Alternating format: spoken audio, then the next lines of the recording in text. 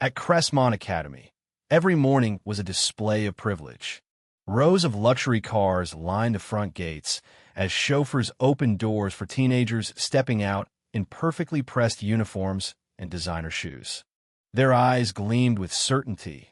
Their laughter echoed through the marble hallways like they owned the world, because in their eyes, they did. Yet amidst this gleaming scene was a quiet figure often unnoticed. Eleanor Brooks, the elderly janitor, pushed her mop and cleaning cart down endless corridors.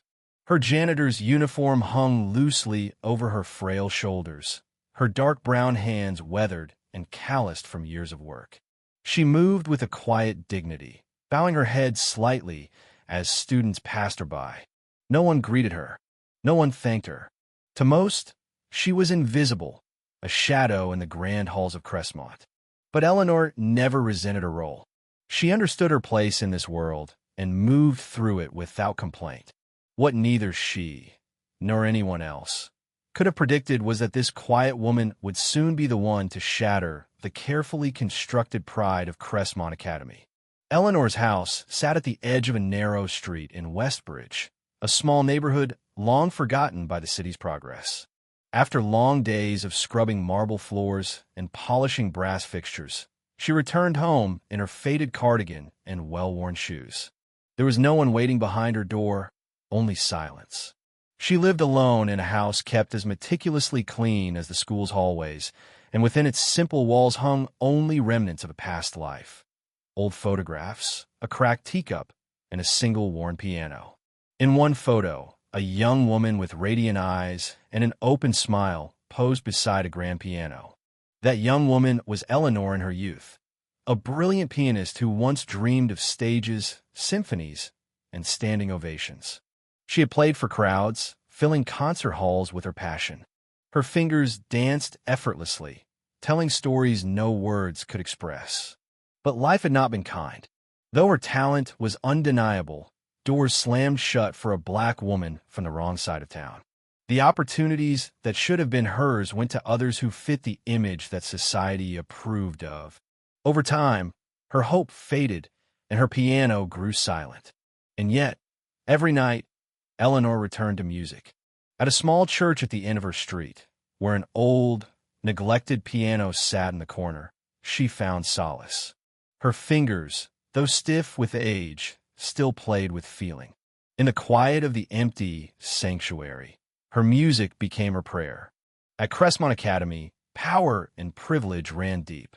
At the heart of this world was Savannah Whitmore, a blonde-haired, blue-eyed heiress to one of the most powerful families in the state. At 17, Savannah was beautiful, brilliant, according to her teachers, and cruel in ways only the truly privileged could be. She had never known a day of need. She believed that people like Eleanor existed to serve people like her.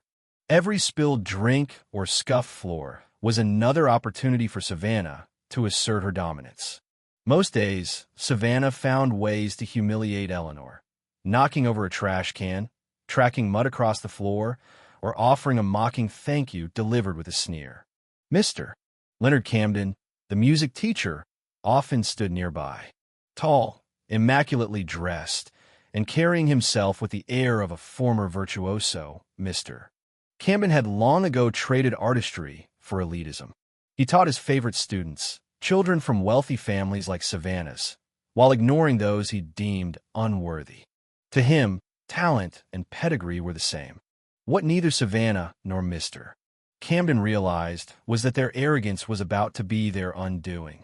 On a cold Thursday morning, Mr. Camden announced an impromptu performance day, where students were to show their improvisational skill at the piano. One by one, they played.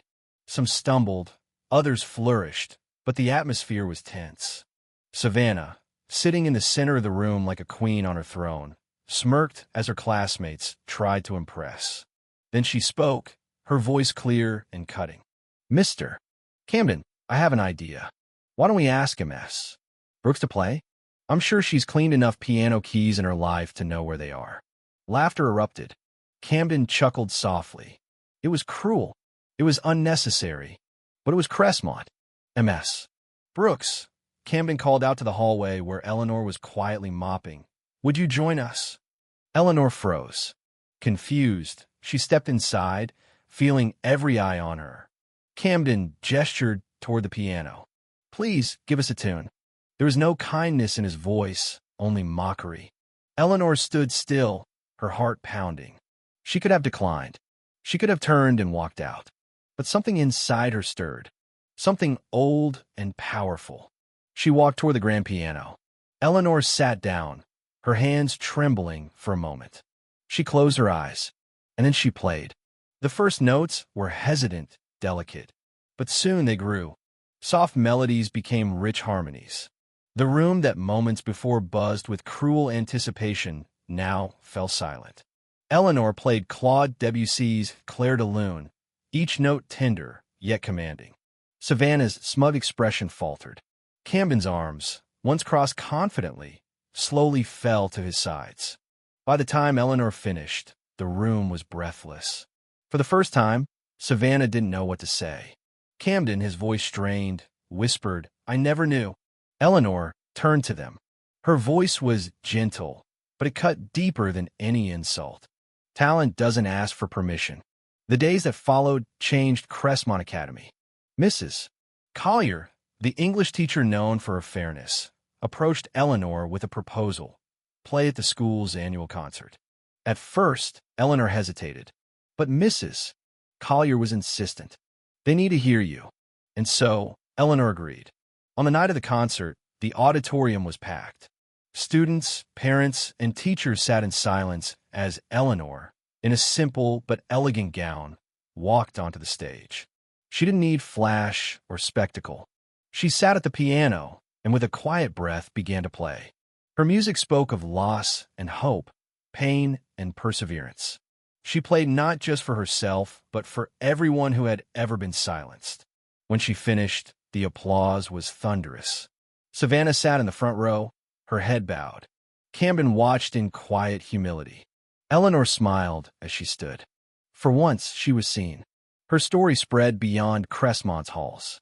People spoke of her as an example of grace and resilience. Students who had once mocked her now listened to her play during lunch breaks. Camden, humbled, changed his teaching ways. Savannah slowly learned to sit in silence and listen. Eleanor's journey didn't end with the concert. She continued to play at the church, but now the pews were full. Young students from every walk of life came to learn from her. Her music became a bridge between worlds that once seemed so far apart. And in the quiet moments, Eleanor often smiled to herself, knowing that even after a lifetime in the shadows, light always finds its way.